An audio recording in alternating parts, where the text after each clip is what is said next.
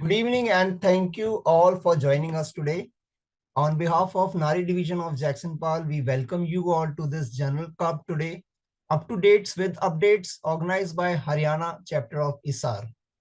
We present to you Cystelia M formulated with ideal 40:1 ratio of myocytols and dechiroinostols to restore ovulations and reproductive health in women. We also have Lycorate M tablet, natural lycopene fortified with N-acetyl cysteine enriched with CoQ10 and L-carnitine. For added advantage to win the races, Lycorate M contains two proprietary complexes, natural lycopene as lycobeads from Israel and L-carnitine and L-tartaric acid in a ratio of 2:1 to give the highest available L-carnitine as Carnipure, source from Switzerland. A warm and hearty welcome to all the esteemed faculty and attendees. Please note this webinar is streaming live on Facebook. The link will be shared in the chat for you to share.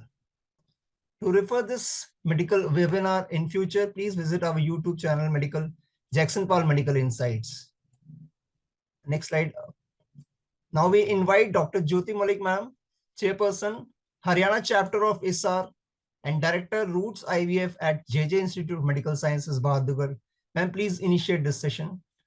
Yeah, thank you so much. Thank you, each one, and for joining today, and welcome on this discussion with up to date with updates. This is our episode 9, and as chairperson of ISAR Haryana, with our motto of Prayas Evam Visar, I feel glad that this being the 9th episode of this year 2022. So this year, this is the last time we would be meeting on this on this e-platform, and then though the life continues and we again meet in 2025 with another new hopes, new ideas, and new innovations. So for this today's webinar, with the blessings of my national president, Dr. Amit Patki sir, and the Secretary General, Dr. Asha Bakshi ma'am, who have been a source of inspiration and always a support in the back and always giving us ideas. Thank you so much for your support. And also we have our think tanks of ISAR, immediate past President Dr. Nandita Pal Shetkar ma'am, President-elect Dr. Sunita Tendulwar ma'am, Vice President Dr. Madhuri and Dr. Sujata Kar, and our chairperson for embryology and vice chairperson, Dr. Charudat and Dr. Keshav. So we have our think tanks for who always keep on giving us ideas. So today we would be having two papers which will be discussed, and for that I would like to thank our expert today, a special guest, and a special thanks to you, Dr. Ruma. Dr. Ruma is a senior consultant professor, reproductive medicine, Sir Gangaram Hospital, and she has been a teaching faculty and guide for NBE fellowships in reproductive medicine, Amity, and also in the IFS fellowships in reproductive medicine. She has 15 research articles on PubMed and 32 publications on Google Scholar, and she has a certification from Stanford online in medical statistics program. So I mean, a person we would always like look forward, because statistics is something which all we fear and we are scared, and maybe today we can get more insights. If Dr. Ruma is here, we can take her, we can understand more about statistics today in our two presentations. Then we have our first presenter, Dr. Rakhi Goyal. Dr. Rakhi is Senior Consultant Medical Services and Center Head from Birla Fertility IVF Chandigarh. And she is alumni of PGIMS Rohtak. She also did her MS from there. And she has done reproductive medicine fellowship from Pulse Women Hospital, Nova IVF Fertility, now as it is known. She is a member of various organizations. She was previously associated with Medicover Fertility and Bavishi and Ivy. And she is, that means a good She has a feel of most of the big fertility centers across India. She has been awarded the IFS Appreciation Award 2024. She was first runner up on the oral paper presentations at National Embryology ISA Chandigarh, which we had this year, and also in the poster presentation, she was the first runner up. So today, Dr. Rakhi would be talking. Okay, I give over to Dr. Rakhi so she can introduce her topic and she can start. And at the end of her talk, Dr. Ruma will guide us and maybe we can interact on the topic before we go on to our second paper. Thank you. Over to Dr. Rakhi. Thank you, ma'am, for the kind introduction. And without delay, I would like to start with this. Today, I'll be discussing an article which was published in Fertility Sterility in December 2024. This is from Canada, Create Fertility. It was on the topic of prenatal cell-free DNA screening for chromosomal aneuploidies after euploid embryo transfer shows high concordance with pre-implantation genetic testing for aneuploidy results and low positive predictive values. So why do we need to do these kind of studies? Now large cohorts of babies are being born using ART, and it has been shown that more than one third of women undergoing IVF now opt for pre-implantation genetic testing for aneuploidies, which can improve the pregnancy rates per transfer, reduce the miscarriage rate, and shorten time to live birth. And prenatal cell-free DNA testing or screening, which was previously known as NLPS, for chromosomal aneuploidies is the most accurate non-invasive prenatal screening test. It is based on detecting the cell-free fetal DNA from the maternal blood. The current recommendations from American College of Medical Genetics and Genomics, International Society for Prenatal Diagnosis, and Society for Maternal Fetal Medicine indicate that this prenatal cell-free DNA screening for chromosomal aneuploidies should be offered to all pregnant women, regardless of their age, ethnicity, or risk factors. But the role of this screening in patients who are low risk for chromosomal aneuploidies, like young patients or those patients who have conceived through ART after a single euploid transfer, these results should be interpreted with caution as the data to evaluate the positive predictive value and negative predictive value in these low risk groups is scarce. Multiple marker screening, which we conventionally do using ultrasonography and maternal serum biomarker screening using for trisomies 21, 18, and 13. Uh, it is not generally recommended for patients who conceive after embryo transfer of PGTA tested embryos because these have relatively low sensitivity, specificity, and positive predictive value. False positive rates of around 2 to 7% are seen in the patients who are tested, which can lead to unnecessarily invasive prenatal testing such as amniocentesis or CVS, with a 0.5 to 2% risk of intervention-induced miscarriage. In the general population, the prenatal cell-free DNA screening for the most common trisomies has a sensitivity and specificity rate of more than 98.8%, and the positive predictive value, which depends on the sensitivity, specificity, and the prevalence. For trisomy 21, it is reported to be 91.78%, trisomy 18, 65.8%, and for trisomy 13, it is 37.2%. And the negative predictive value for the most, these three common aneuploidies is around 100%. This is based on a systemic review which was published in 2022. Another study reported that the positive predictive value for the prenatal cell-free DNA screening test for chromosomal aneuploidies is also related to the age of the expectant mother being tested. So in a 45-year-old woman for trisomy 21, 18, and 13, the positive predictive value will be 98, 90, and 80% respectively. But in a 30-year-old pregnant woman, the corresponding values will be 40%, 20%, and 15% only. So this study was done in between 2016 and 2023. It's a single center retrospective cohort study done at Create Fertility in Canada. Their prime objective was to evaluate the positive predictive value of prenatal cell-free screening for chromosomal aneuploidies in pregnancies achieved either after PGT testing and a single euploid transfer or a transfer of a single untested embryo, and to assess the concordance of prenatal cell-free DNA screening and PGTA results. So primary outcome measure was the accuracy of the prenatal cell-free DNA screening.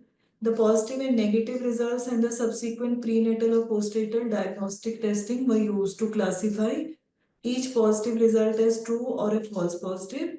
And the secondary endpoints were to evaluate the concordance of PGTA and prenatal cell-free DNA screening results and assess the differences in fetal fraction of cell-free DNA in tested and the non-tested embryo groups. So between 2016 and 2023, all the patients who underwent a single embryo transfer, they were included in the study group, and then they were divided and who underwent a cell-free prenatal cell-free DNA screening. Then they were divided into two groups, those who underwent PGTA and those who did not undergo PGTA. In the PGTA group, there were a total of 1,204 patients, out of which only 13 patients had a positive prenatal screening, one of which was true positive and other 12 were false positive. In the non-PGTA group, 20 out of 1,769 patients, 27 patients had a positive screening on prenatal cell-free DNA screening, and out of which were 8 were true positive and 19 were false positive. So this testing was performed at a mean age of 11.3 weeks, and it yielded results in around 99.9% of the patients. So the cancellation rate was very low, 0.1%, and there was no difference in the fetal fraction between the PGTA tested and non-tested pregnancies, 9.5% versus 10.3%. In the patients, this is the PGTA group, which had 13 patients came out to be positive. Two of them were positive for trisomy 21, two for Turner, four for triple X, one for XYY, one was indeterminate sex, and three were deletion duplications. Follow-up testing was done for all 13 of the patients, and this showed that only in case of one deletion duplication was confirmed on further testing, and other all false positive.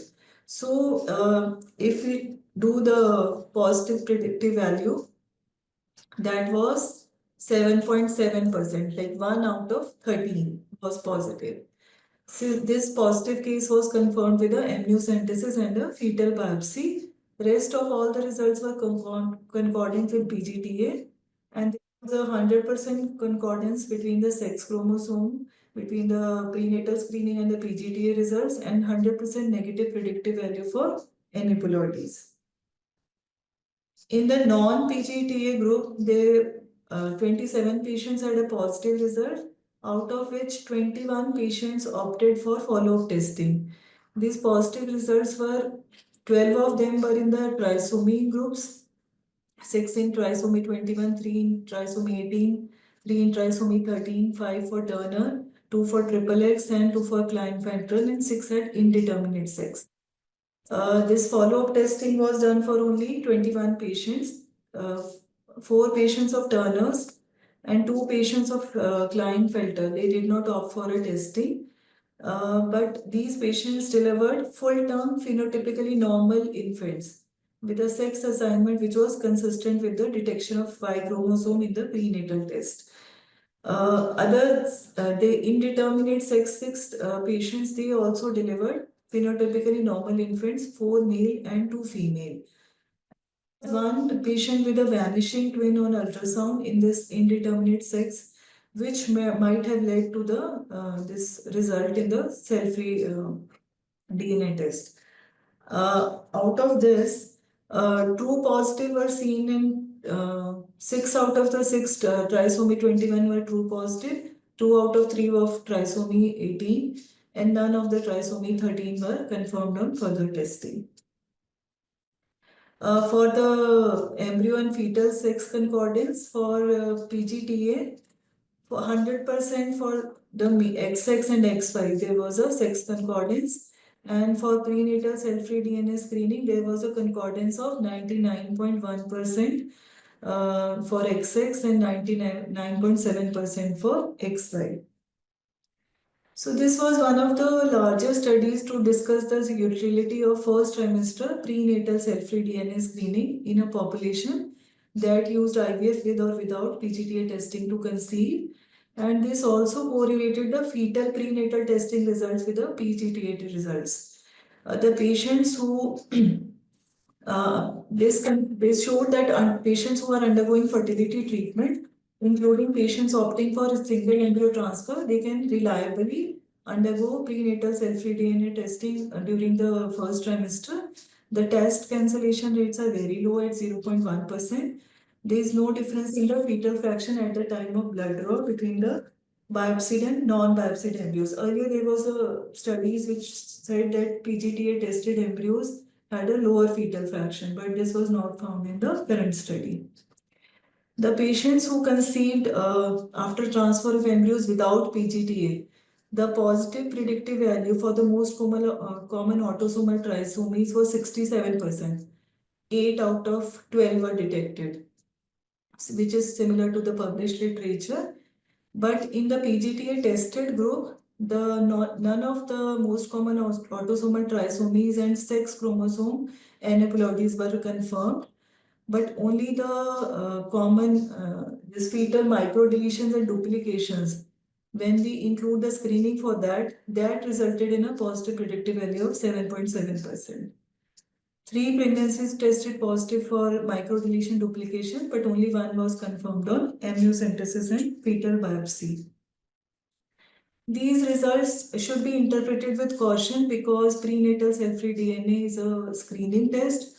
There is a possibility of technical errors in the IVF lab, maybe a wrong embryo transfer, sample mix-up, or errors in the genetic lab, accessioning errors, reporting, or contamination.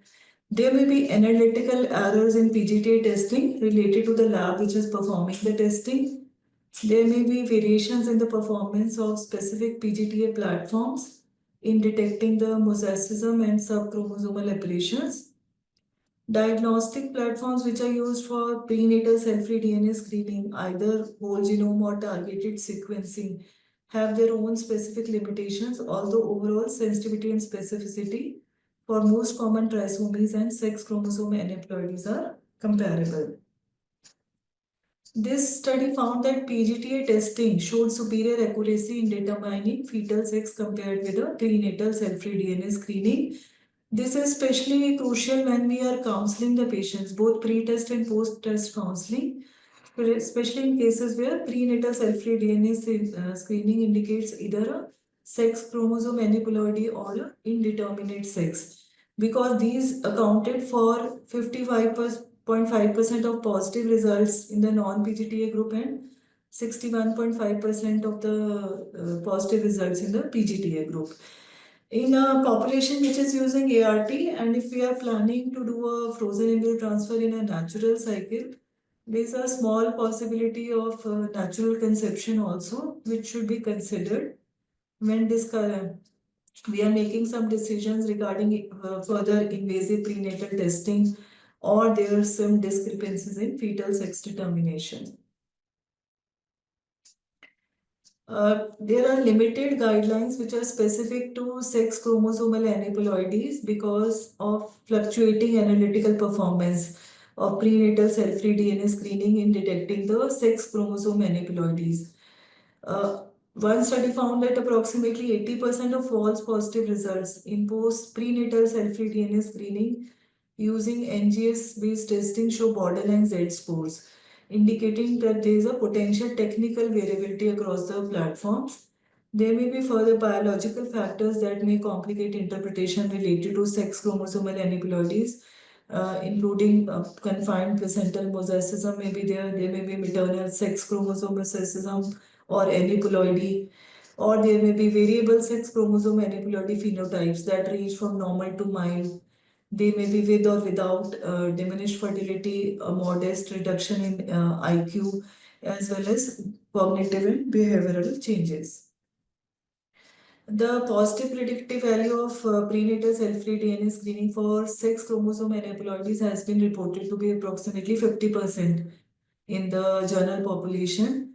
But most of the guidelines on this screening for sex and chromosome aneuploidies caution because there are the additional risks which are associated with the false positive results and incidental maternal findings. A recent study also found that there was increased prenatal detection rate for Klinefelter syndrome, which would have an impact on counseling the patients and the sensitivity and specificity of prenatal cell-free DNA for sex chromosome aneuploidies. So patients who are undergoing the fertility treatment, they are generally not all of them are tested for sex chromosome aneuploidies, despite potentially there being a higher prevalence in fertile populations. This study could not accurately due to the size. They cannot accurately calculate the positive predictive value of prenatal cell-free DNA screening for sex chromosome aneuploidies, but they suggest that if we are doing a testing and PGTA has been done earlier, the PGTA test should guide the interpretation of positive prenatal cell-free DNA screening results for sex chromosome aneuploidies because patients undergoing fertility treatments, they generally have reservations about undergoing invasive diagnostic procedures because they fear the loss of the pregnancy. But PGTA testing cannot eliminate the risk of fetal chromosomal aneuploidies resulting from post-zygotic errors leading to embryo mosaicism or any post-implantation errors. Both PGT and pre-implantation cell-free DNA screening, they are assessing the same embryonic cell line, the trophoectoderm. The cell-free DNA in the maternal blood is released from entire placenta, and theoretically, it has been said that it provides a more representative sample versus the DNA used in PGTA because it is only amplified from the 4 to 6 cells which we biopsy from the embryo trophoectoderm. But this study found that, as previously reported, the PGTA has a high concordance rate and low analytical error rate. And both of them, the prenatal cell-free DNA screening and PGTA testing, have high specificity and sensitivity for common chromosomal aneuploidies. In addition, the benefit of prenatal cell-free DNA screening is it can detect the duplications, deletions, which are outside the scope of PGTA, which had a positive predictive value of 67%. One out of three deletions came out to be positive. And they found that PGTA also reliably selected against aneuploidy with 100% accuracy for detection of fetal sex.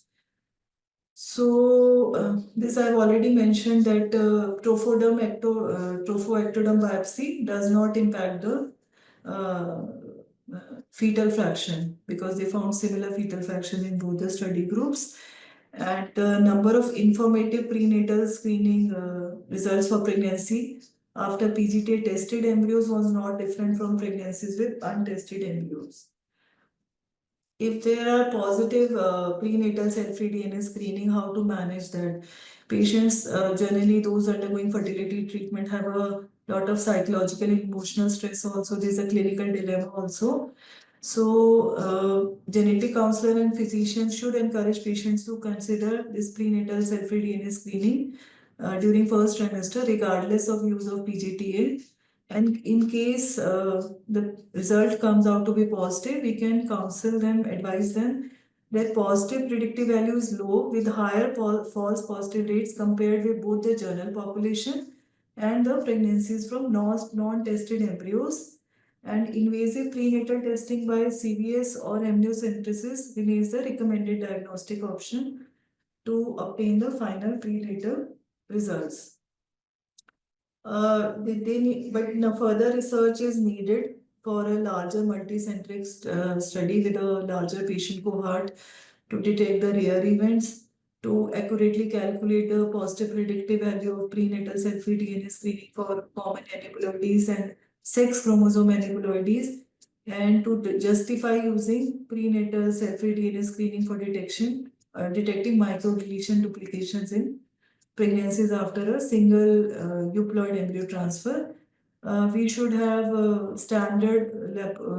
we should harmonize the laboratory standards for both prenatal screening and PGTA testing and ensure that there are uniform reporting practices through so there are no discrepancies to decrease the accuracy between the PGTA and the prenatal cell-free DNA screening results. And a prospective study to systematically follow up on all pregnancy outcomes cytogenetically and evaluate the true negative predictive value of prenatal screening would be useful. This study had some limitations also because the patients who had normal prenatal cell-free DNA screening results they were relied on by normal delivery and neonatal phenotypical outcomes to see whether the normal results were normal only. So limitation as normalcy was based on the absence of visible phenotypic results. And in Canada, the PGTA testing is not covered by public funding. And prenatal cell-free DNA screening is also only covered for pregnancies with oocyte age over 40 years or if there is a clinical indication for testing such as a prior fetus with aneuploidy. So all the patients undergo first trimester ultrasound and NT measurement and then prenatal cell-free screening is offered to all patients. So there may be a bias toward patients who can afford these tests out of pocket. So in conclusion, the prenatal cell-free DNA screening should be recommended to all women who have undergone PGTA primarily to screen for microdeletions, duplications, or events that can occur post-implantation that are beyond the detection limit of the test. Physicians and genetic counselors can provide reassurance to patients regarding the low positive predictive value of abnormal cell-free DNA screening results in pregnancies after a single euploid embryo transfer and larger prospective trials should be done to confirm these findings and how to physicians should take caution when interpreting the prenatal cell-free DNA screening results in this patient population. Thank you. Dr. Rakhi, I mean, you've read out the whole paper to us. Because it was so long and the discussion was excessively long, somewhere I think our thoughts got lost. Could you start with the objective of the study? What was the objective of the study? Basically, they wanted to Dr. Rakhi, either if you want to go back to that slide, that can also be done. Otherwise, if you don't want to do that, then you switch off. I mean, stop the okay. screen share. Okay. Dr. Ruma, Basically, they wanted to see what are the results of this first primary outcome measure was the what is the accuracy of prenatal cell-free DNA screening. So what are the how are the positive and negative results, and then they check the postnatal or a prenatal diagnostic testing to classify them. And secondarily, they wanted to check the concordance with the PGTA results. All right. So they're looking at the accuracy of prenatal cell-free DNA screening in women who are undergoing IVF, and they have two cohorts, one that has been tested for aneuploidy, and women have undergone euploid embryo transfers, and the other cohort is formed by women who have conceived through transfers of single embryo but untested embryos, right? Yes, yes. So the idea, as per, I'm just going to read it out from the paper. The objective of our study was to examine the positive predictive value of prenatal cell-free DNA screening in pregnancies achieved after single embryo transfers and to evaluate the negative predictive value of PGTA. Now, that's a very, very specific objective. Can you, no, my point is only as a practitioner, not as anyone who understands this more than you. You perhaps understand this more than me. But as a practitioner, why do you think should pregnancies that have already been tested through PGTA be tested now or screened through cell-free DNA, which is not even a confirmatory test? And you mentioned some of it in your discussion, but if you could just list it out for everyone, for the audience there, why do you think this should be a practice? If it has established that PGTA has kind of selected these euploid embryos, why should a cell-free DNA at all be done at 11 weeks, which is only a screening test? Basically, there are two things. One is that PGTA will not pick up the micro deletions, duplication errors, and there may be post-zygotic or post-implantation errors which may arise, which Right. have not been tested in the PGTA. So, there is a Canadian practice guideline which says that normally we do the testing combined first trimester screening we do with ultrasound and maternal serum biomarkers.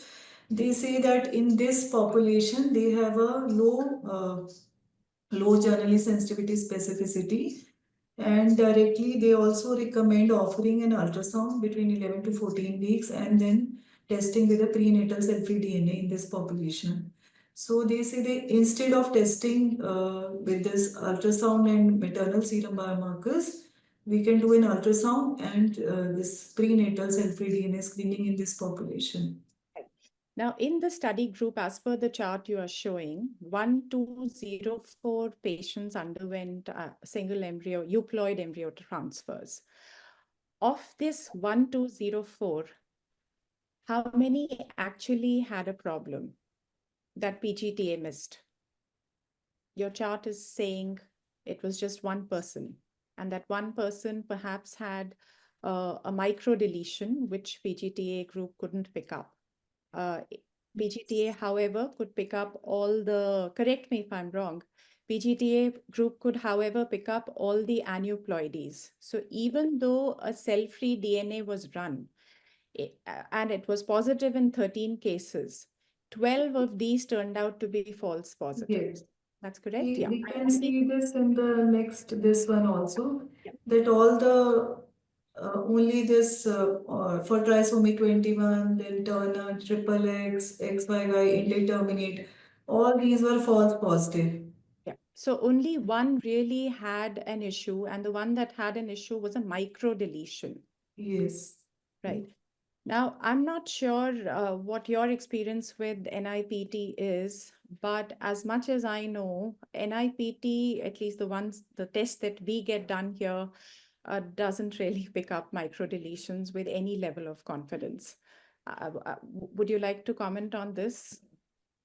I don't have a much of an experience because in our patients only we are not doing this prenatal test NIPS routinely.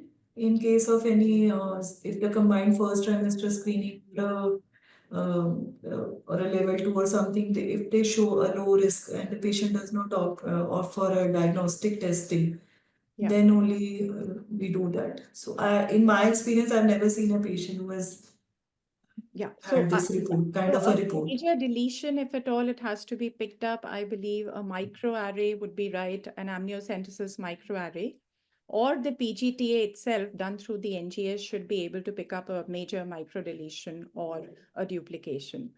So, In this study, they mentioned that PGTA was performed by their own genetic lab using a whole genome shallow NGS. mhm. That prenatal cell-free DNA also was done by reference lab using whole genome NGS platform only. Correct. And that picks up deletions as per my knowledge. Yes, There yes. is They a, said it was testing for the common aneuploidies, autosomal, then sex aneuploidies, and the deletion. Five common micro deletions duplications. They tested for that. So this paper, frankly, it has two varied objectives as per me. It is one, it is looking at, and they haven't been able to tell us yet. You know, they are looking at something like a positive predictive value of prenatal cell-free DNA screening in pregnancy is achieved after single embryo transfers. And that, as per them, was around 7%, where they are saying that if a cell-free DNA, if you can go back to your previous chart, the one where you, yeah, Yes. yes, And this was 7.7% was only if we for include the micro deletions and all. Otherwise, it was zero Otherwise, for it was. the sex Did- chromosomes and the autosomal trisomies. Yeah. And yet they advocate that in the end, in conclusions, they advocate that you should still undertake cell-free DNA testing in these women. Based on their results, I mean, if I had to conclude and if I was writing this paper, I would say perhaps PGTA is very reliable if these were my results. In ruling out aneuploidies and in ruling out microdeletions, one patient out of 1204, I would say forego the cell-free DNA. If you have to, and if you need absolute clarity, perhaps you need an invasive test but then there's something known as numbers needed to treat. You would have to subject 1204 patients to get that one positive case, right? So I'm still a little confused about their objective, how they discuss this, and how they finally conclude it. So, I mean, if I had to take away something from this paper, it would be that it's the other group that I'm interested in, the non-PGTA group. And that is the one that most of us deal with. And that group is telling me that if each one of these is subjected to a cell-free DNA, which is a non-invasive test, so they haven't been through an invasive test during IVF, which is they haven't undergone embryo biopsy.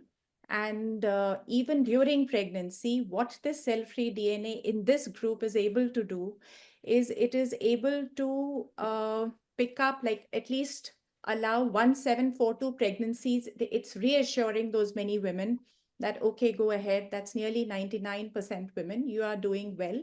Please go ahead. It's the other 27, which is nearly coming close to 1.5%, who will now be subjected to an amniocentesis.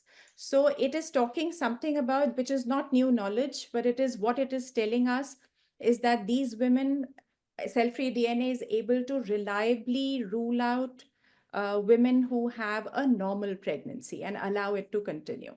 While, Yes. and only about 1.5% people may be subjected to an invasive test.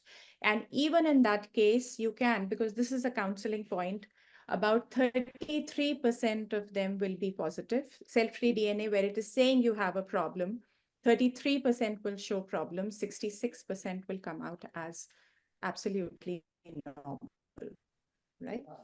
The study has some limitations. Do you want to list them? What are This the is out of limitations? the total data, but if you check for this um only for this trisomies, autosomal trisomies, then this is quite accurate. 8 out of 12 of the patients, like 6 in trisomy 21, 3 in trisomy 18, 3 in trisomy 13. 12 patients tested positive, and out of which 8 were true positives. Hmm.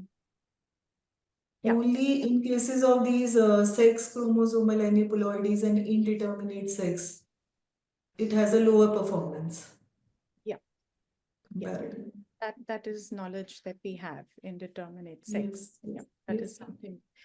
Okay, I think that should be great. I think one of the limitations of the study was that the overall incidence rate is less than 1%, where you have abnormal findings on cell-free DNA. So that means that 27 and 13, only 40 women they found out of 2740 who were positive, who had an abnormal finding. When you have the incidence rate that is so low, uh, I mean, your sample size has to be really, really high. So they have already mentioned it that 2973 is not sufficient for us to make conclusions on the accuracy of cell-free DNA or the accuracy of PGTA, that you need a much larger cohort. So that was one. The other they said was also that each of these tests, the PGTA is a diagnostic test, cell-free DNA is a screening test. Each of them has their limitations. And one of them could be lab errors, errors in identifying, or like you mentioned, post-zygotic correction errors. So even if PGTA is identifying an embryo as normal, there is a very tiny, like a really minuscule chance, as per this paper, that it would be abnormal. It's not zero, there is a minuscule chance. There is no way that you can actually rule it out unless you do an amniocentesis. Cell-free DNA is not the answer here because you're only adding to the cost of the investigations. If you really need to rule it, I think a better ultrasound technique, or just someone who's doing your level 2s and level 1s with a very keen eye should be able to pick up some errors, right? Yeah. I, What is the incidence rate of abnormalities on NNPs in your it's general 30 population? plus 27. So 40 divided by No, no, 29. not in this population. I'm saying you're saying it is lower than normal. What is the average one? Average rate. Of cell-free DNA, it'll depend upon the kind of population you're testing. So, I mean, you've probably already stated it, but for women who are older, it could be as high as 7 to 10%. For women who are younger, it should be less than 1%. For women who've had repeated abnormal aneuploid pregnancies, it could be higher. So incidence rate or positive predictive value depends upon the prevalence of that condition within the population you are testing, right? Okay. Should we stop this here? Thank you so much, Dr. Yeah, right. So thank you, Dr. Ruma. That was a very clear and very sort of a good dissection of the paper that you did. In fact, I mean, I also thought, I also agree with your thoughts that why did they, I mean, when we know that a PGTA has been done already, why again go for a NIPT when it is not that way, when it is not giving us such good positive predictive value as compared to the PGTA that we have done. And also, yeah, the sample size was not that big, I mean, to make such a bold statement as yet on this issue. So thank you so much for this paper, Dr. Rakhi. It was very, very, very nicely you have covered up, and a nice discussion that we could go through because of this conversation here on this paper. Now we go on to the second one. We have Dr. Manju Daga. Dr. Manju is a director at Nestlings Fertility Gurugram, and she is a ESHRE certified reproductive endoscopic surgeon. She has diploma in advanced reproductive medicine and IVF from Germany, and she has done her advanced training for embryology from Singapore and conducted live surgeries at various workshops. So over to Dr. Manju to present her paper. Dr. Manju, Hello, yeah, Dr. Jyoti. Good evening. welcome. Hello, Dr. Ruma.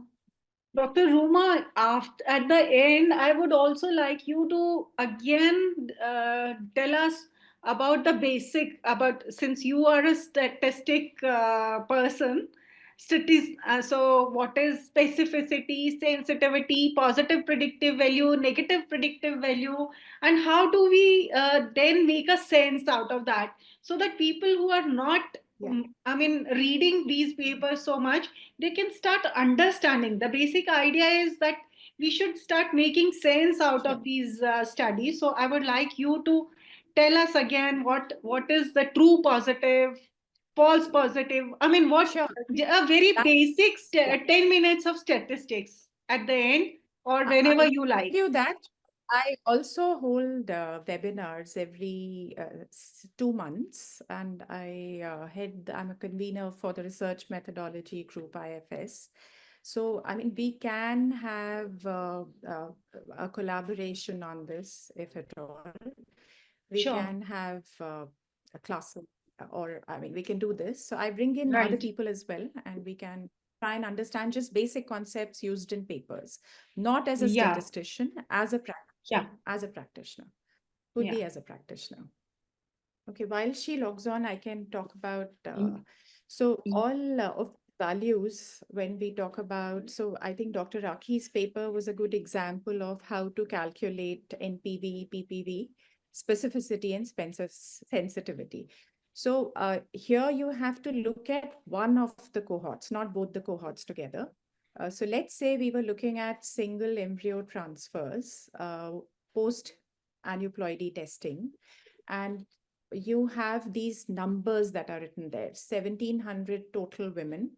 Of these, let's say 1,600 are negative. I'm just, for the point of sake of example, the figures are not representative. So 1,700 total women.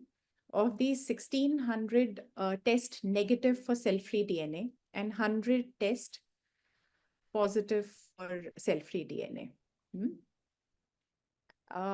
Now, the numbers that actually have the problem. So let's say only about 3 have the problem and 1,697 don't have the problem. Cell-free DNA, like you understand, is a screening test. It's not a diagnostic test.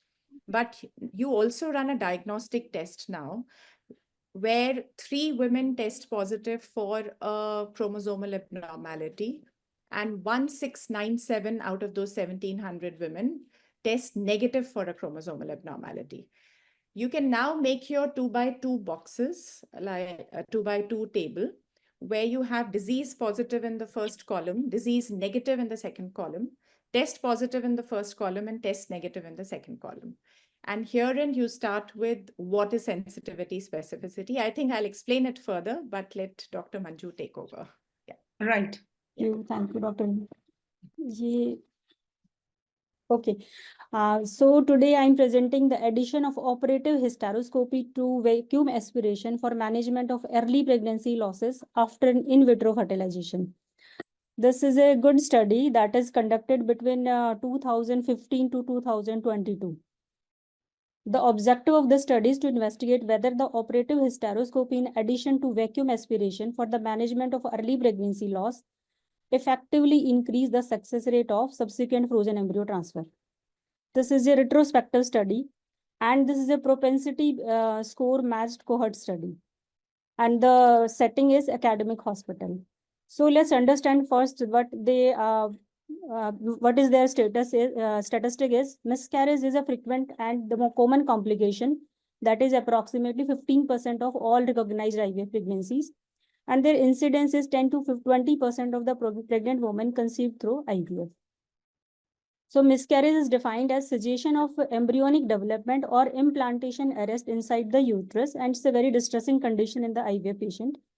Miscarriage usually asymptomatic, usually detected on ultrasound, and sometime they may present with vaginal bleeding, pain before their diagnosis.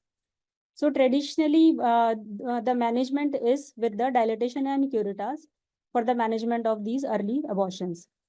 And in these cases, the sharp metal curettage is used after dilatation of the cervix under regional or general anesthesia.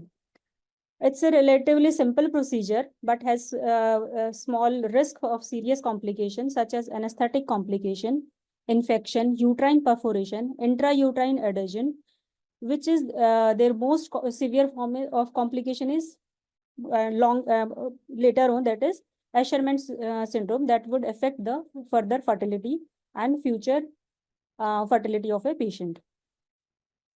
So a network meta-analysis of 59 RCTs is with them, in which 12,591 women are included, and in which they compared the various mode of MTP, like dilatation and curettage, suction evacuation, mesoprost with mifepristone, expectant management, and placebo. And what they find is that the highest ranked surgical method is suction aspiration with cervical preparation. But with the advancement of hysteroscopic technology, they start including the hysteroscopy in the vacuum aspiration group, or in the group where there is retained product, they start including it, and they conducted a retrospective study on this. So operative hysteroscopy allows a direct visualization and intervention within the uterine cavity. It enables the precise removal of non-viable embryos, assessment of uterine cavity simultaneously, underlying pathology, and potential of concurrent treatment of any identified abnormalities. So operative hysteroscopy there is a theoretical benefits only, and what they consider, but the impact on pregnancy and neonatal outcome in subsequent frozen embryo transfer remains uncertain. There are very limited studies conducted on this. This is the first study that has been conducted, the comparison between the vacuum aspiration and vacuum aspiration plus hysteroscopy. The study aim is to compare the effect of vacuum aspiration plus hysteroscopy versus vacuum aspiration for the woman experiencing a miscarriage during an IVF cycle on pregnancy and neonatal outcome in subsequent embryo transfer. So they take the clearance from ethical committee, and fresh and frozen embryo transfer were considered January 2015 to December 2022 in Peking Hospital, University Hospital. Inclusion are the women who are included the first IVF cycle. Suppose if there are few women who have multiple cycles, only the first cycle is included in this analysis. And second is the women included are those women who land up in miscarriage, but they are selected for the frozen embryo transfer after the miscarriage, the vacuum aspiration or hysteroscopy group. Exclusion is if gestational age of miscarriage at the time of surgery exceeded 16 weeks. If miscarriage is more than 16 weeks of period of gestation, they are excluded from the study. And other exclusion is if there is a spontaneous miscarriage or the miscarriage with the drugs, they are excluded from the study. So IVF procedure, they have done conventional IVF, ICSI, and standard procedure of embryo vitrification and thawing. Up to 2 vitrified embryo are transferred either at the cleavage stage or blastocyst stage in natural stimulated or artificial hormonal replacement cycle. ET was endometrial thickness is measured on the day of LH surge in fresh cycle. Less than 7 mm endometrium thickness is considered as thin. And the good quality of embryo as per their atlas, their standard protocol in the university hospital. They did the serum beta HCG at the day of 14 and day 21. And by this, they are calculating the pregnancy is viable or not. If the ratio is more than 15, then that means the pregnancy is viable. TVS was routinely performed at approximately 28 and 35 days after embryo transfer to confirm the clinical pregnancy. So miscarriage, they defined the loss of clinical pregnancy before 24 weeks. That may be non-viable or they may be spontaneously absorbed or expelled from the uterus. Miscarriage is diagnosed by the experienced obstetrician gynecologist using TVS. By assessing the presence of specific ultrasound sign, either there is absence of intrauterine gestational sac or fetal heart is absent. TVS scan demonstrating a viable intrauterine pregnancy was required before the diagnosis of miscarriage was made. The gestational age reported in our study is based on at the timing of the surgical process, not at the diagnosis of the miscarriage, because usually the diagnosis of miscarriage is delayed. So they consider on the day of the surgical procedure is done. And there is a delay of pre-surgical test also. They are considering that they also take some time, so that may be prolonged, not the real one. So maximum at about 7 to 10 days delay between the diagnosis and the surgical procedure planned. Before the surgical process, women undergo necessary pre-surgical testing like vaginal infection and test and other pre-surgical testing they required. The preparatory steps were essential before they will take extra time, so that they are considered the period of gestation of miscarriage on the day of surgery. The counseling process is including a thorough discussion of both the treatment option, highlighting the advantage and potential risk associated with each method. Patients were informed about the procedural differences, the recovery time, potential complication, overall success rate, ensuring that fully informed and comfortable decision they ensured before they take up in the study group. All procedures were conducted by in an operating room in birth control department by the 2 highly skilled, experienced, board certified senior OBGYN with an experience of 6 years of practical experience in surgical procedure and special expertise in the hysteroscopic technique. So they have ensured the highest level of efficiency and quality in performing these procedures. And all procedures are done under general anesthesia. In both group, women undergoes vacuum aspiration. In vacuum aspiration, cervix was gently grasped with tenaculum to handle the manipulations of cervical dilatation. And dilatation was done up to the size of 8 Hager's dilator, and this is ensured by the proper cervical dilator as per the standard protocol according in the hospital. Electric vacuum aspiration was performed using a rigid vacuolate cannula. The specific diameter of vacuolate and degree of cervical dilatation and utilization of intraoperative ultrasound guidance were determined at the discretion of the operating physician in accordance with the center established protocol. Suction was generated by the electric pump and efficient removal of the uterine content during the procedure is ensured, and completion of the vacuum aspiration was assessed by visually confirming the suction of trophoblastic tissue or fetal tissue. In operative hysteroscopy group, the vacuum aspiration was performed first to address the accessible area.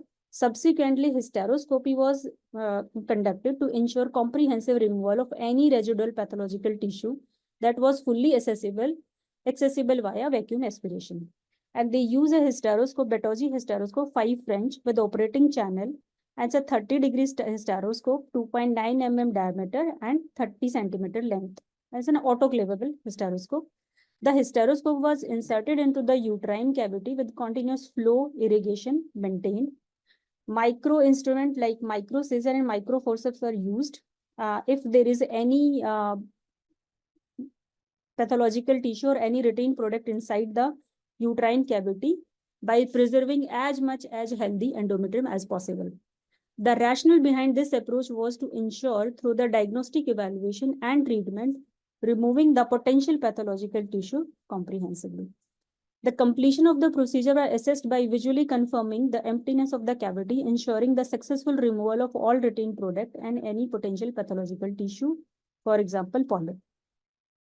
Post-operatively, all patients are prescribed 1 cycle of hormone replacement therapy and 7 days course of antibiotic.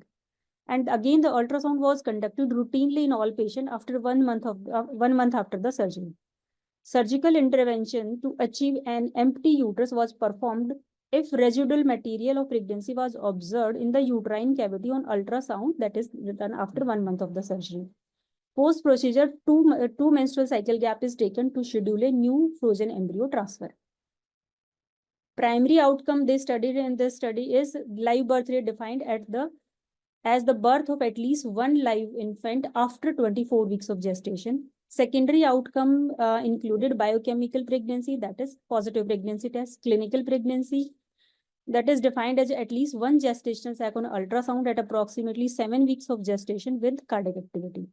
Multiple pregnancy they defined as 2 gestational sac at 7 weeks with cardiac activity. Miscarriage is clinical pregnancy before 24 completed weeks of gestation. There is a spontaneous loss is miscarriage.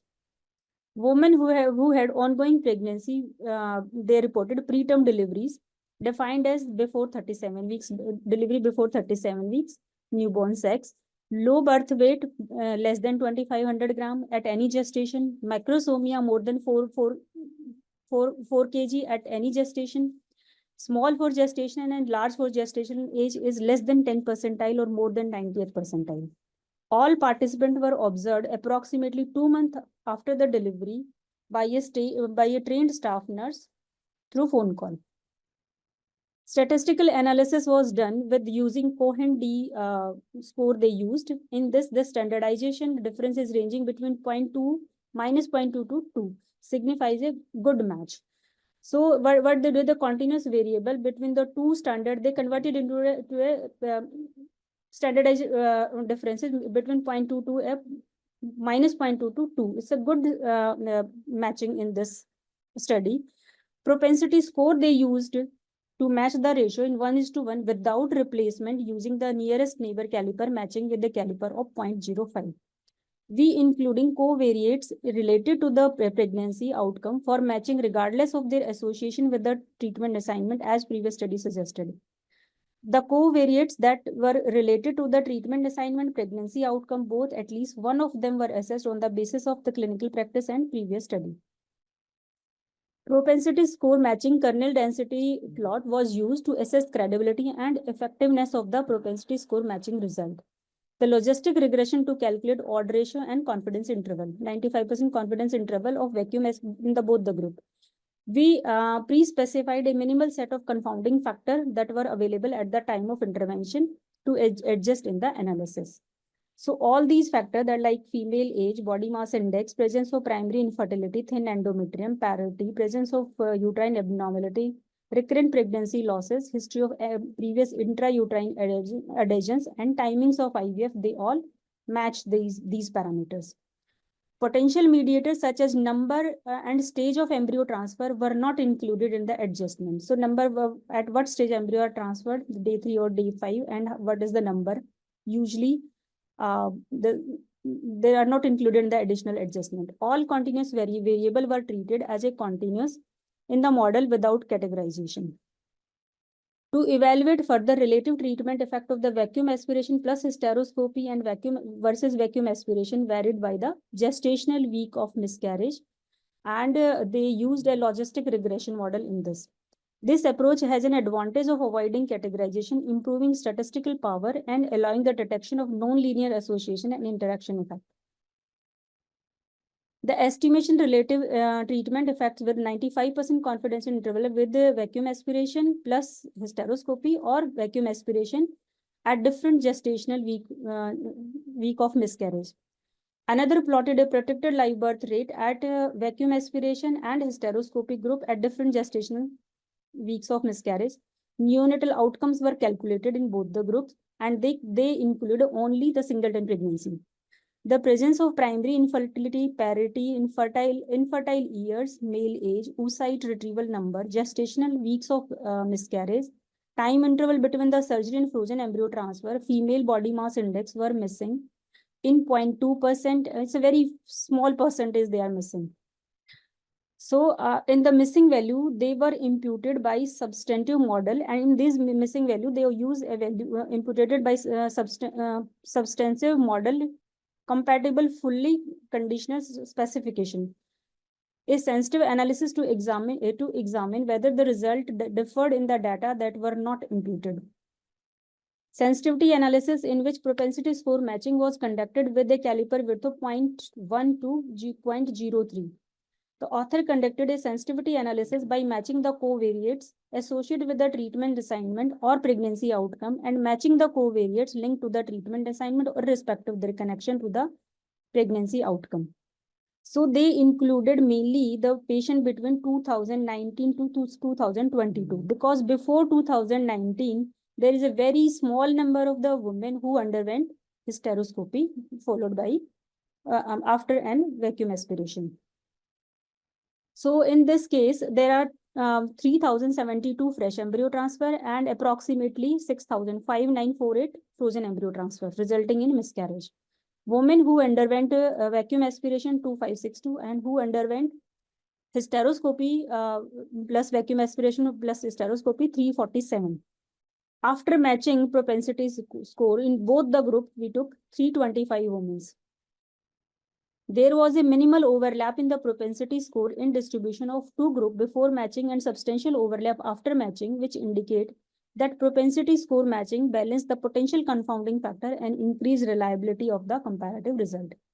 This is the study they have conducted, that out of 3,722 fresh cycle between 2015 to 2022 and 5,948 frozen cycle, 77 duplicate cycle in the same woman, and 369 is duplicate cycle in the same woman, double transfer, sequential double transfer, and 1,273 no additional transfer during the study time, and 112 there is in frozen cycle is no additional embryo transfer during the study time.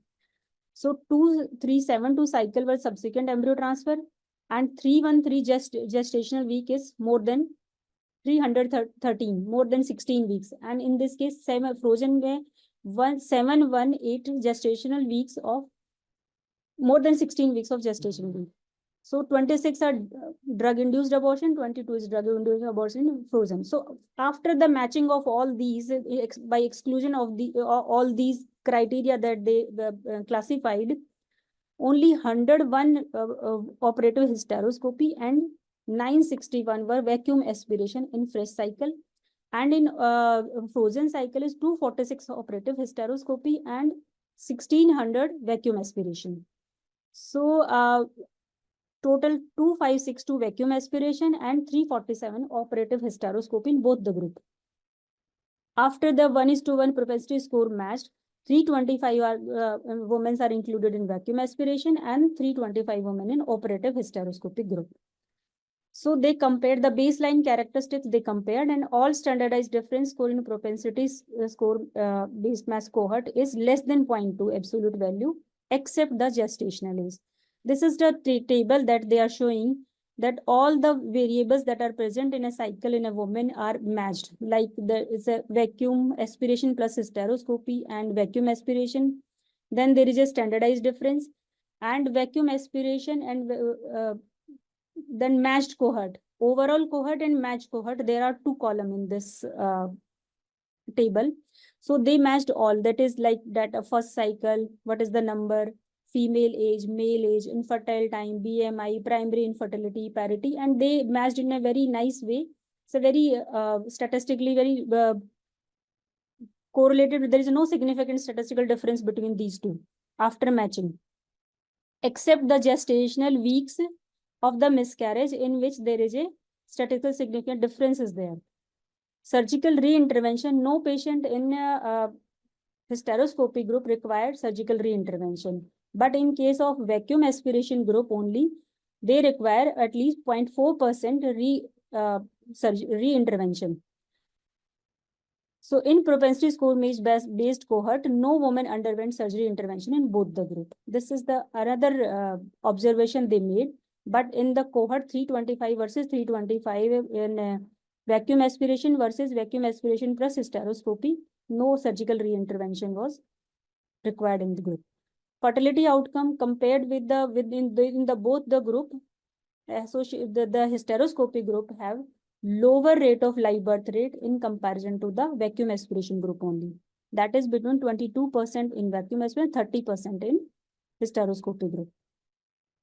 No statistical significant difference was detected on biochemical pregnancy, clinical pregnancy, multiple pregnancy, and miscarriage. So this is the table that's showing biochemical pregnancy, clinical pregnancy, multiple pregnancy, and miscarriages.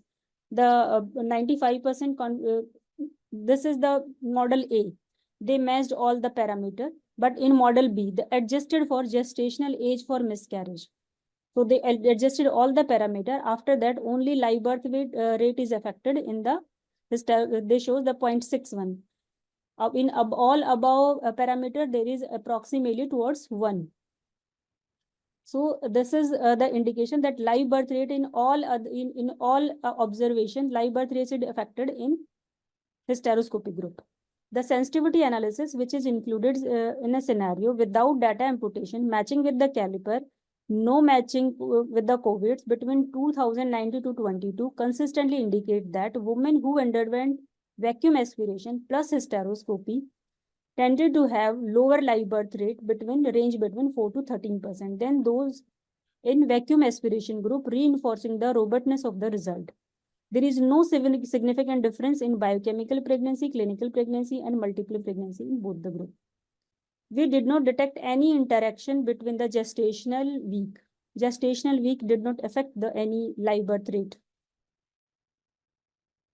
So odd ratio of the vacuum aspiration versus vacuum plus hysteroscopy group in live birth rate did not significantly changes as gestational week increased. So this is the graph that they are showing, that red one is with the hysteroscopy and the blue one is with the vacuum aspiration group. In the left table, left graph, they are showing that there is no difference as gestational week goes on increasing. There is no difference in the live birth rate according to the gestation week in the both the group. But in the second, on the right hand side, that red one is showing the downtrend, that is the live birth rate goes down with the hysteroscopy group than with the vacuum aspiration group. So no significant difference in the rate of preterm delivery, cesarean section, female infant, macrosomia, low birth weight, and small for gestation weight and large for gestation between the vacuum and hysteroscopy group. In this propensity score based match cohort study, we demonstrate that the women who underwent vacuum aspiration plus hysteroscopy group associated with lower rate of live birth than the vacuum aspiration. Because hysteroscopy allows the direct visualization, there is a theoretically reduced risk of the uterine cavity, that is the retained product they are left behind and create an hostile environment and damage the endometrium that they are thinking of, that we remove with the hysteroscopy, and we can prevent the damage of the endometrium, can give the better result in the future. But in our study, in this study, hysteroscopic resection has lower surgical intervention rate, but potential lower surgical intervention rate, indicating the potential advantage in terms of removing retained product. The result is consistent with the previous studies that have also reported that efficacy of hysteroscopic resection in removing the retained product within the uterus is 100%, approximately. A previous study demonstrated that hysteroscope removal of RPOCs have no detrimental effect on reproductive outcome and no significant effect on the pregnancy rate. Additionally, an RCT is conducted with 2-year follow-up that shows the surgical removal of RPOC 62.8% in hysteroscopy group and 67.6% in vacuum aspiration group had at least one pregnancy lasting beyond 22 weeks of gestation, although it did not reach the statistical significance is not reached in this study also. These study may have been limited by a small sample size, which may not provide enough statistical power to reach significance. Furthermore, women in these studies were not observed until the live birth rate. Instead, they were observed until the clinical pregnancy rate and ongoing pregnancy rate. In these study, only the results are concluded at the clinical pregnancy rate or ongoing pregnancy rate, but they are not studied till the live birth rate. Our study suggested that hysteroscopic resection is associated with lower live birth rate in subsequent frozen embryo transfer. However, this finding should be explored further in the prospective study to draw more definitive conclusion. The lower live birth rate after operative hysteroscopy may be attributed to damage to the endometrial lining that is caused by the manipulation of hysteroscope or with the high pressure. Maybe there is an impair in subsequent endometrial receptivity, which is crucial for embryo. Operative hysteroscopy also altered the uterine microenvironment in a ways that are not fully understood. Changes in the cytokines level, growth factors, and other molecular signals within the uterus could be potentially disrupt the delicate balance required for successful implantation and pregnancy progression. These hypotheses warrant further investigation. In addition to the potential side effect of operative hysteroscopy, higher rate of peri-implantation, genetic testing, and blastocyst transfer observed in the vacuum aspiration group that may attribute. Then what they did is the peri-implantation genetic testing and blastocyst transfer, the model of adjustment they applied, and the live birth rate remained significantly lower in the hysteroscopy group.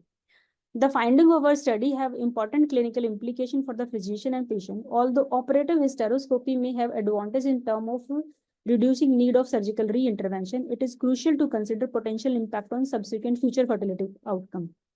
Additionally, operative hysteroscopy is associated with longer duration of surgery and higher cost to the patient. Patient should be informed that although hysteroscopy may be potentially reduce the risk of surgical intervention, there may be association with lower live birth rate in subsequent frozen embryo transfer. So prospective randomized controlled trial with good sample size are required to confirm the result and make the guidelines for the physician and for the patients. Furthermore, exploring strategy to optimize outcome of hysteroscopic resection, such as identifying the patient, selection criteria, and refining of the surgical technique, may help to improve the live birth rate in subsequent frozen embryo transfer cycle. So prospective studies with larger follow-up, with longer follow-up period is warranted. Strength of the study is, that is the first study to investigate that live birth rate and neonatal outcome. Second is the propensity score matching was used, which is expected to eliminate a greater proportion of baseline differences than the other method. The procedure were performed by highly skilled gynecologists in our hospital with extensive experience in conducting the hysteroscopic resection. Additionally, specifically included women that who had undergone frozen embryo transfer, so that there is a homogeneity in our study. The group of the patient they have taken, that all patients are included who are planned for frozen embryo transfer after 2 cycles.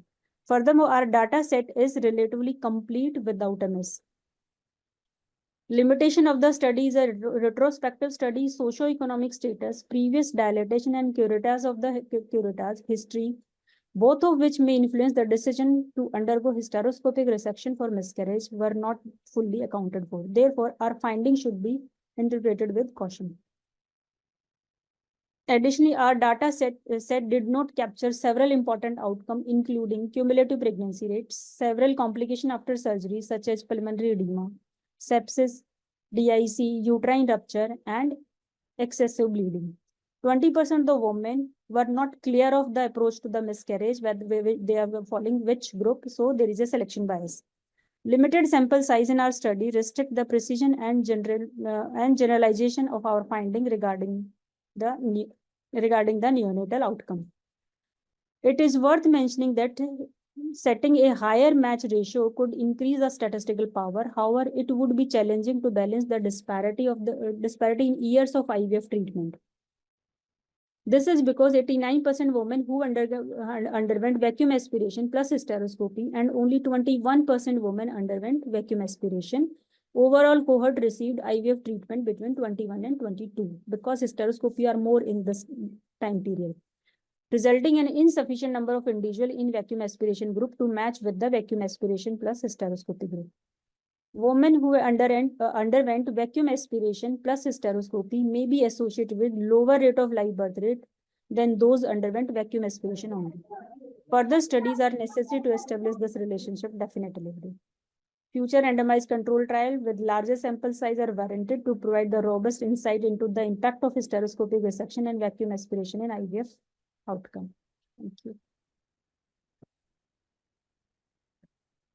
Hi, Dr. Manju. Uh, so, I mean, it's very clear here.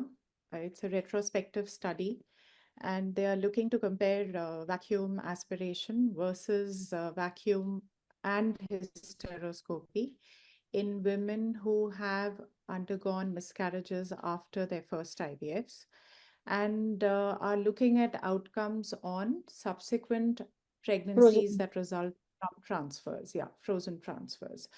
And they find that vacuum plus hysteroscopy is leading to a lower incidence of live birth versus vacuum alone, which is the standard treatment, right? Do you want to discuss? I mean, the results are very clear. So we're not going to discuss. Do you want to discuss the methods? Do you want to discuss statistics? What is it there? Statistics is huge, so we won't be able to discuss everything. But if there's anything, let's just talk about retrospective design. Why is retrospective design considered a limitation? And they have mentioned it nicely. But so, for instance, when you are told something like this, hysteroscopy plus vacuum is leading to lesser live births in subsequent transfers, would you attribute it to the procedure, or would you want to investigate this further? So, I don't think so that we can attribute this to the procedure. We want to investigate it further, definitely, because they included a group of abortion till 16 weeks, and they give a gap of time only 2 months in between. And after that, because sometimes the hormones and uterus is not too up to the mark till after two menstrual cycle, you plan an exposure cycle. Right. First one is this, and second is maybe the up to the 16 weeks hysteroscopy That is a limitation for both the groups, right? both Within groups. 2 months. Why should, I mean, it affect one more and the other less? Maybe this is a retrospective design. All parameters maybe are not, So we talk about whether the populations are primarily different, whether the population that is undergoing vacuum plus hysteroscopy is hugely different from the one that's because they have conducted in the studies, this study is between 2015 to 2022. But the mean population between 2021 and 2022, where the hysteroscopy is included as an option in comparison to the direct blind vacuum. So as years advance and as people get more and more accustomed to hysteroscopy and more used to and comfortable with using hysteroscopy, they've started introducing hysteroscopy. So there could be, I mean, a difference of that IVFs also would have been done early on in the group that underwent vacuum alone. So let's say a center which was new, although Peking Hospital has been around for many, many years, it's already doing so many thousands of cycles every year. But what we are saying is that IVF done in 2015, the results in 2015 could have been very different from 2022. So there could be a time effect that you have very correctly pointed out, that it is probably, but then the time effect should have favored the hysteroscopy group and not the vacuum group. Yes, time effect favored the hysteroscopic group also and the IVF group also, but in a very different way. Because in hysteroscopy, there is a latest advancement in the technology, advancement in instrumentation, and we make it more. But they used already all the 2.9 mm hysteroscope and all that. Everything they did, and yet their live births were lower than the vacuum group, right? Yes. Yeah, so the time effect actually here had a contradictory effect. It did not favor the hysteroscopy group. I mean, the results continue to favor the vacuum group. So then again, you're continuing to question that finding. Is this actually true? Because it is coming from one center. Do you or should you adopt this in your practice? Should you give up on hysteroscopy altogether? So then you look at their statistical design, right? You mentioned what is known as a propensity score matching. Propensity score matching is a statistical method where you put in 4 or 5, the most significant factors that can independently affect your live births. These are confounders. They could be age, they could be the reason why they are undergoing IVF, they could be AMH, they could be BMI, they could be years of infertility, past pregnancies. So you select 4 or 5 or 6 of the most important factors, you put it in your software, and you ask the software to find you similar matching. So your lower numbers are in vacuum plus hysteroscopy. That's about 345, right? And the other group originally started with 25, 2700. So you pick up the lower group and you command the computer software that for each one of these 345 women in your study group, find me a suitable match where you have a same age, blah, blah, blah, whatever, AMH, and then they pick it up. And now you have eventually these 345 women from the other group, which would have originally been 2500 or whatsoever. And now you make that comparison so that at least some of the effect of the patient parameter or the differences in population is diminished, right? So that's one way. But then there was one thing that they couldn't match, and you mentioned it. But do you want to tell us again, despite this? That was the gestational age. Age they didn't match. Yes, there is a difference in gestational age. And second is what they did is they missed abortion and miscarriages, the time of diagnosis and the surgical intervention, there is a gap.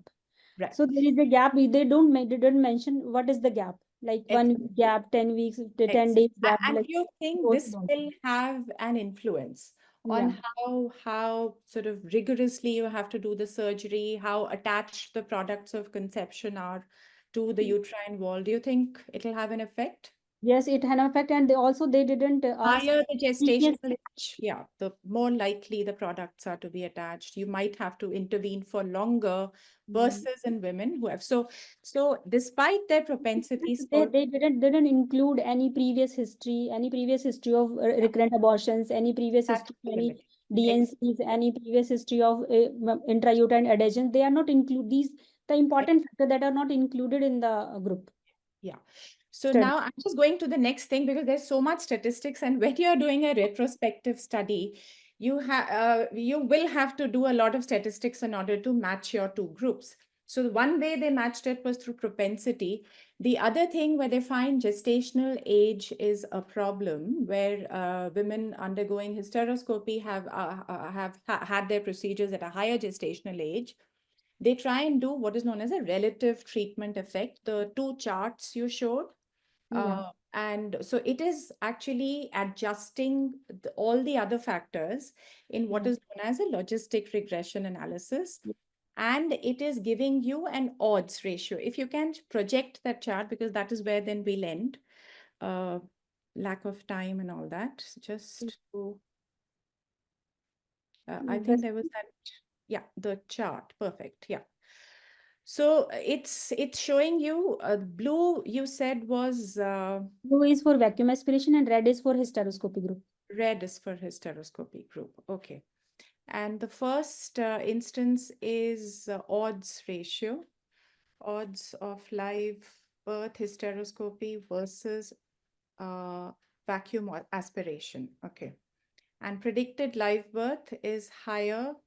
So here the odds ratio for what? Odds ratio, operative hysteroscopy. Odds ratio for the live birth rate No, no, that is no, no. not No, not this is, impacted by the gestational weeks. yeah. Odds ratio is not for live birth. The first is talking about how there is a sort of a Impact of gestational week on live birth. Not no, of a woman undergoing operative hysteroscopy versus undergoing vacuum vacuum alone. Of the event, the what is it called? The intervention actually happening. So it is straight for your red is again, red is hysteroscopy. hysteroscopy. So hysteroscopy remains constant Constant. between 5 weeks and 15 weeks. But as the gestational age advances, the number of vacuum alone that have been done are fewer, right? So which is where they feel that we need to bring in an adjusted model. And this is the result of an adjusted model. So predicted live birth rates, you can see for the blue thing, which is your vacuum alone, Yeah. and here they adjust for gestational age. For every gestational age, you find that here it would be 6 or 7, I'm assuming. It is more or less the same. Or in the red line, Beyond that 7 weeks, yeah, beyond 7 weeks, vacuum alone goes up, right? So herein they make that adjustment for differences in gestational age as well. Yeah. So if you ask me, yes, I mean, I would look at all of this before taking the conclusions back home. They have done their population matching through propensity score matching, Yeah. where they find that there is a difference, a gestational age difference, and that can actually impact. They have done this where they do an adjusted model gestational age wise and find that the live birth rates are still high in the vacuum group versus hysteroscopic group. So I am okay. I mean, I would want to believe these results. If the results are saying do not intervene too much, uh, because then if you're intervening too much, your live birth rates might go down. I would believe it. They also acknowledge in the end that we don't have data for why I think because it's a retrospective study and it's the caretaker who's choosing the treatments. So if I were a caretaker in 2022 and I said, okay, this woman needs a hysteroscopy, did I add it because I thought that she would have more stuck products, or did I add it generally because I was doing this randomized study? So, which is why, I mean, I know that it's a very well done study and it's indicating very clearly to me which way this is headed. But I would still hold my horses because that one thing which they actually acknowledge, it's in your next slide, I think. Decision, influence the decision to undergo hysteroscopic resection. And that can be the key here. I don't know if hysteroscopic resections were done because the operator thought that this is more likely to be stuck, and hence they did hysteroscopy, which means that as it is, this woman would have had a lower chance of live birth in her future pregnancy, right? Then it is patient-based and not surgery-based. So I think I would let's end this here. We have exceeded the time by half an hour. Yeah, I think, but it is a little difficult to digest the conclusions because I always felt that something like a hysteroscopy would be less invasive and we would not be doing blunt curettage as such. And with a hystero-guided curettage, it would be less causing lesser damage. And I expect better results. On the contrary, the birth rate have fallen. So Yeah. it is a little disheartening for hysteroscopy people.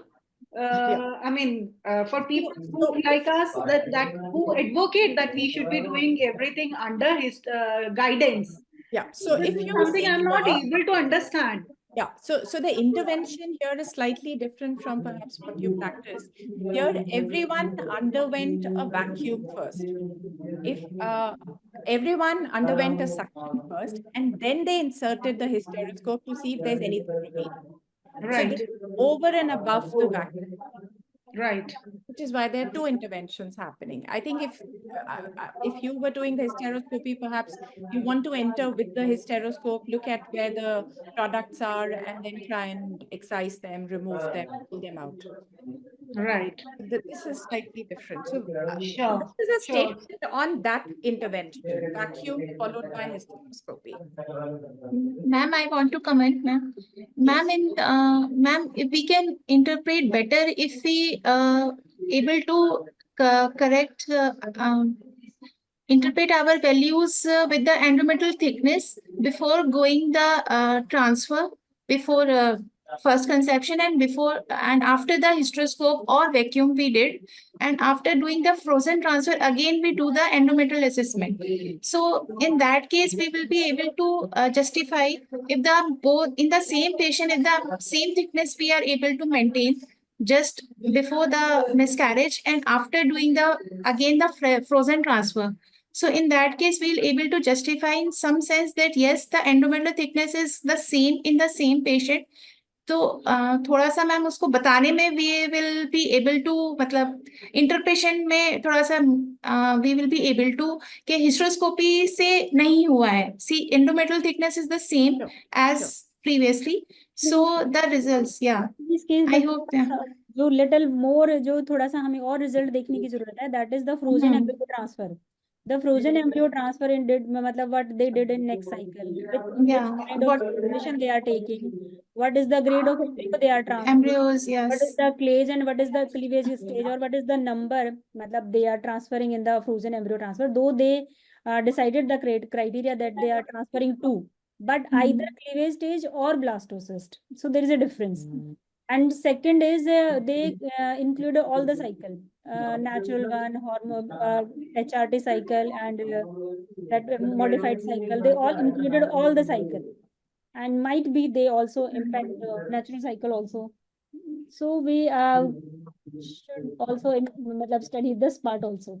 So we cannot make a simple conclusion from here. And I think, yes, the group is studies showing that lower live birth rate. So unnecessary intervention, I think we should avoid. And if there is a need of like RPO says that the pregnancy site is inaccessible towards the corner and where we find it, the hysteroscopy is needed over here, we can do and give a long gap between the transfer and this vacuum when a hysteroscope is included in the group. Right. So very indicated. Then indicated only we should do a second intervention. Otherwise not. So yeah, Dr. Ruma, another 3 minutes, and then we can wind up. Okay. Yeah. So you were talking about the sensitivity and the predictive value. Another 5 minutes we can just discuss that and we can wind up. Right. So I talked about it. Manju, can you please stop sharing now so that we can see? Okay. Yeah, Dr. Ruma. Yeah. So these are the terms: sensitivity, specificity, negative predictive value, positive predictive value that you use for a screening or a diagnostic test. Any test which has a very high sensitivity and specificity can be considered a diagnostic test. It has to have 100% sensitivity and 100% specificity to be nearly that much to be considered a diagnostic test. For a screening test, you need to have a very high sensitivity. That is the ability of the test to pick up even a suspected case should be high. So when we talk about sensitivity, specificity, automatically negative predictive value and positive predictive value, you have to have a cohort, which is a group of women who have undergone a test. A test which is, let's say, a test you are looking at. In the previous example, it was cell-free DNA. What were you comparing it against? You were comparing it against women who were carrying aneuploid pregnancies, which could only be confirmed either by amniocentesis or CVS and subjecting that to a genetic testing, or it could be confirmed by post-birth testing. In this case, they did what they called a phenotypic analysis, which is looking at the individual structurally, intellectually, everything normal. So they say, okay, this child is normal. So if that is so you have to have the definition of a case. In this case, the case was, like I described, a positive aneuploidy on amniocentesis or CVS, or some abnormality found post-birth. And a negative case was no amniocentesis problem, which is amniocentesis is saying it's a euploid pregnancy. CVS is saying it's a euploid pregnancy, or post-birth, the individual is phenotypically normal.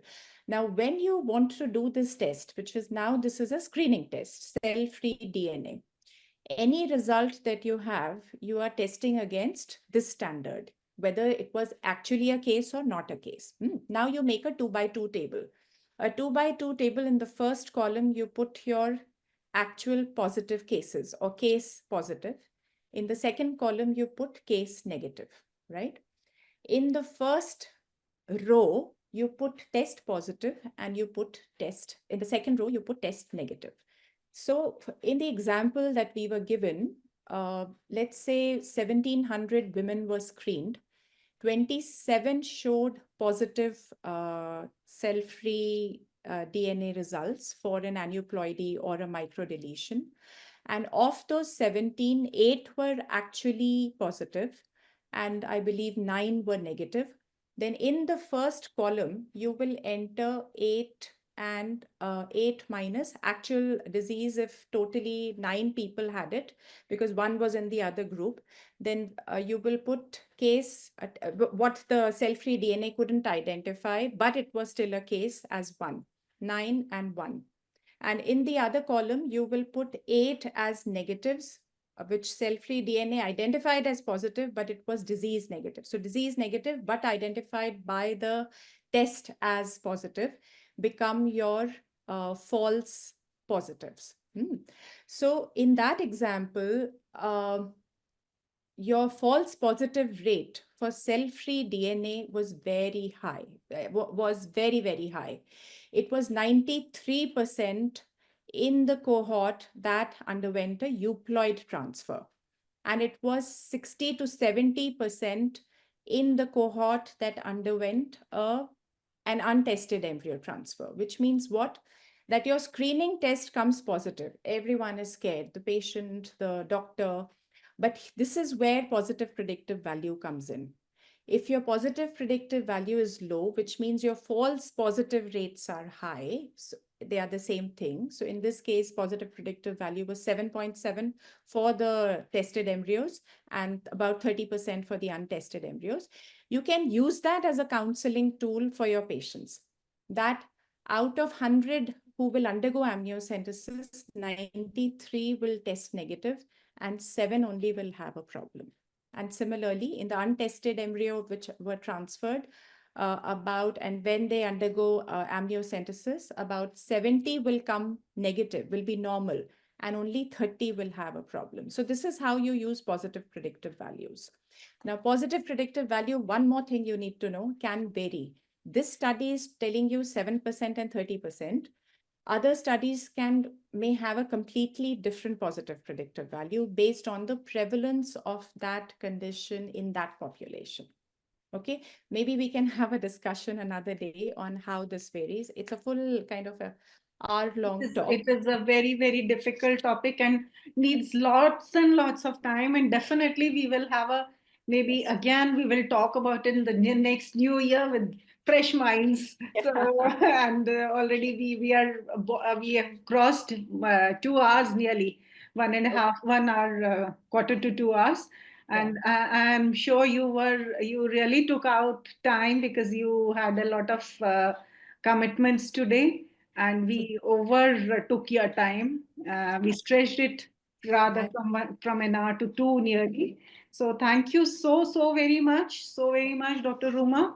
It was lovely to have you here. Congratulate Dr. Rakhi and Dr. Manju on their presentations. That was excellent. Yeah, so wonderful presentations, Dr. Rakhi, Dr. Manju, and thank you each one, whoever joined, and we will have the recording for those who did not join so that you can listen to us later on, and wish you all a very, very happy new year and happy and prosperous Merry Christmas first and then a new year. See you all again next year on this platform.